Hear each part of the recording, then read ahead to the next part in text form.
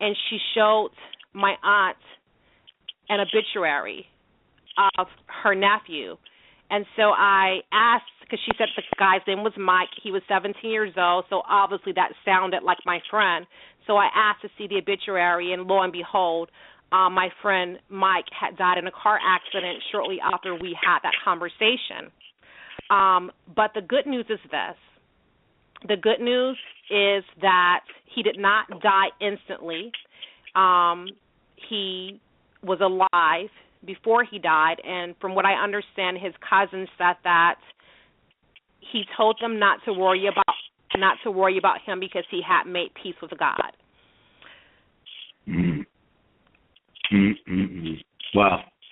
So, I'm on your website. I'm only finding one book. Where can I find your other books? My other books are actually on Amazon. The Serpent Beguiled Eve, Healing the Wounds of Abandonment, Betrayal, and Shame. It can be found on Amazon. I have 4 books in all. I have Launch Out into the Deep, of course, The Serpent Beguiled Eve, and I also wrote 2 children books. One is called I Miss Daddy, and the other one is called Mommy, Am I Still Your Princess? Okay, so I just want to come to your house and get your website straightened out. I want everybody to buy these books. We need to get them up on. As I'm sitting over here going, okay, I got to figure out how to do this because I want people to find these other books. I'm on Amazon, and if you type in my first and last name, then my books will come up. And when you go to Amazon. Yeah. So let's see. On Amazon, because I want to get them on the Facebook pages so people can get that opportunity. There you are. Okay, so I'm going to get that up there. So tell me, what's the next book? The next book that I wrote is called The Serpent Beguiled Eve. This had to be one of the most difficult books for me to write. We all have those dreams of getting married to the person we love and having children and bringing up godly seed. And that was what I hoped for. You just believe that if you love someone, that person is going to love you back. However, what I did not realize was that my husband was dealing with a lot of deep-rooted issues that impacted him as a child, and it was having a huge impact upon our marriage. I knew there were definitely some issues. I knew that he had a gaming addiction. He did mention that he struggled with pornography. I never actually saw him looking at the pornography. I saw more so the gaming addiction, but then I began to realize that when I was asleep at night that he was also getting into other things. I didn't really know how serious the issue was. We were a pretty active family in terms of going to church, so I was hoping against hope that he would get the help and the healing that he needed, and I was willing to stand by his side and support him. I did not realize the seriousness of my ex-spouse struggle until he deployed to go to Iraq. Well, he left his cell phone at home, and at the time, I didn't really feel a need to check his cell phone because I never doubted his unfaithfulness towards me. For the most part, he was a homebody. But that particular day, I just felt compelled to look at his cell phone. And I picked it up, and I kind of was a little bit embarrassed and laughed because I thought, why am I even doing this? But as I began to scroll through the text messages, I shockingly discovered that my husband was not only dealing with pornography, but he was going online, meeting up with men for sex. And it was devastating. And the thing that was really horrible about it, well, I won't say horrible, but at the time, I'm just being honest, that's how I felt. But I had discovered that I was pregnant, and I thought, what am I going to do? I have a 2-year-old, and I'm pregnant with a second child, and my husband is gay. And I remember going into the family room, and I was looking at our wedding portraits, and I just thought this was a complete joke, that I lived with a person who I really did not know. And I just really thought my life was honestly just over with. I really thought it was over with.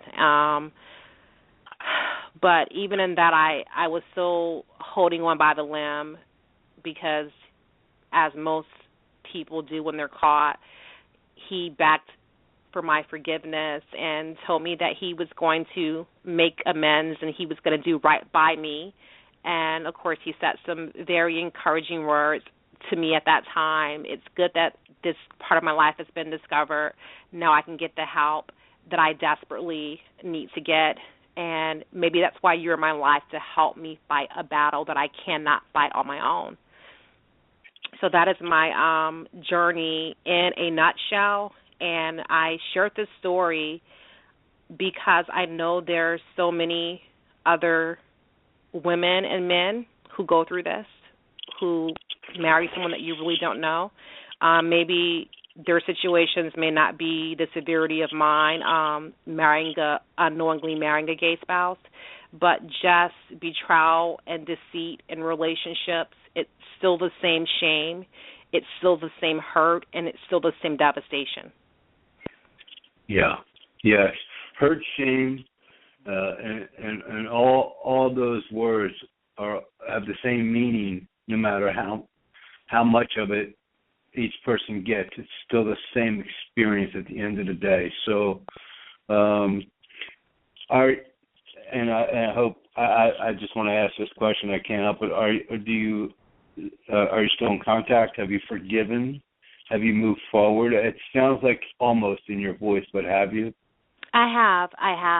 I definitely had to forgive my husband, because, I mean, how can we say that we love God if we hate God's creation?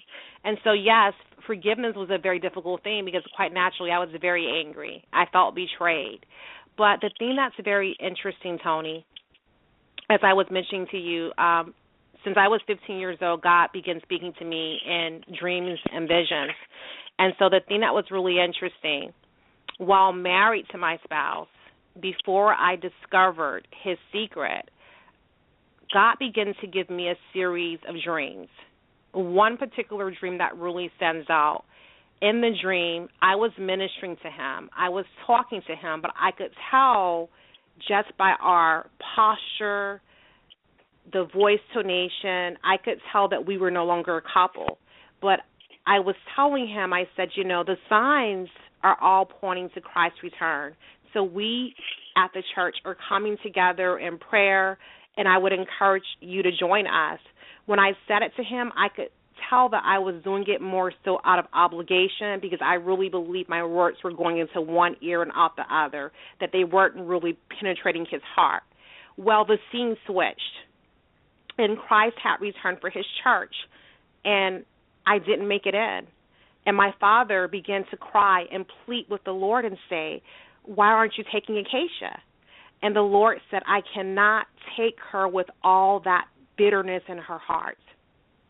But you see, I didn't understand why God was giving me dreams about me being bitter, because at the time I wasn't angry with my spouse. I didn't know what offense could happen that would make me become irate. So it was like God was preparing my heart for what was to come and the seriousness of why I needed to forgive him. That's awesome. That is awesome. So I have a question for you. Yes. Do you work with women in the arena of coaching them through these processes? I mean, what you've learned, I guess my question is, the hardship and the shame and the life experience that you went through, knowing that you could lean on God, knowing that you couldn't hate because it just wasn't part of your belief, and pushing through and getting to where you are today, are you working with other women in that situation? I actually have not in terms of on a public basis, but yes, God has actually sent women my way. It's amazing. I was at the park one day, and I met this random stranger, and she and I just began to engage in conversation, and she was a mother with 2 kids, and at the time that I spoke with her, her husband left her to be with someone else, with another woman, and she was literally devastated, and I was able to really minister to her to let her know that there is life after divorce, and you cannot blame yourself, because she was definitely blaming herself. I've been there, so I was saying you have to not blame yourself. You have to forgive him. You have to pray for him, and you have to, most importantly, ask God to heal you. So it seems as though you might have a new business you need to start, where you are using all the stuff that you have and, start getting paid to do this for others. And I know that I use myself as an example. When I started mentoring other people, I didn't think that I should get paid for it until I started realizing how much of my time it was taken away from making money. So then someone told me one day even the ox got fed so that they could feed, and I was like, oh, that's cool. I can go with that. So it changed my mindset a little bit, you know what I mean? And I still do some give back stuff, but you really there needs to be a tab on your website that says programs, hire Acacia. It's just so that you can go out and speak to big groups. And I definitely spread that agree. message wider. I definitely agree, because you know what, Tony, you're saying that, but I've always believed that's part of my calling. I've always have believed that. I have not done extensive speaking engagements probably in my entire life. I've probably had like maybe one speaking engagement, but I do believe that those are doors that God is going to open for me. So right now I'm just really leaning on him and just believing that he will connect me with people for those doors to open.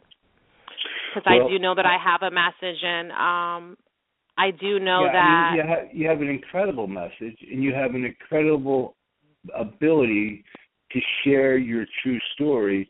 So see if in your area there's a National Speakers Association. They meet like once a month, either a breakfast or a lunch thing, and they have people come in and speak. And go visit one of them. And what I like about that National Speakers Association is they teach you how to create the products to speak in front of the room for.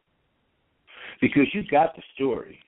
Okay, they teach you how to get the speaking opportunities. They teach you how to have a table set up in the back of the room to offer, your audios, your programs. I work with people all the time, teaching them to how to create digital products for their process so that they can, when you're sleeping, it's not bad to get paid. I totally agree. So if someone can go to your website and purchase something that's going to help them, you're able to do your work even better. I don't know if that makes true. sense. I've actually had a couple of my readers ask me, so when are you going to have a speaking engagement? I would love to come hear you speak. So that's definitely something that I will look into.